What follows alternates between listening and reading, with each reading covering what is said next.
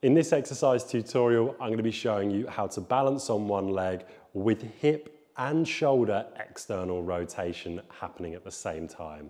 So pick the leg that you're going to be single leg balancing on, and I want you to have in the opposing hand, so I'm going to use my left leg to balance on, my opposing hand is my right hand, I'm going to have a dumbbell in that hand.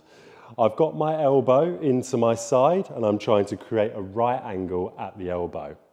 From here, I'm going to come into a position where I'm completely straight with my foot.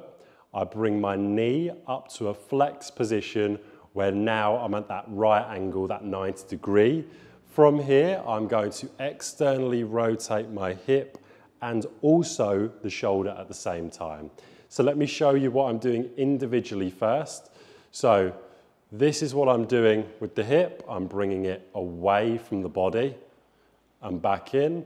And this is what I'm doing at the same time with the dumbbell, bringing it away from the body whilst keeping my elbow tucked into my side. And together, that looks like this, and back in.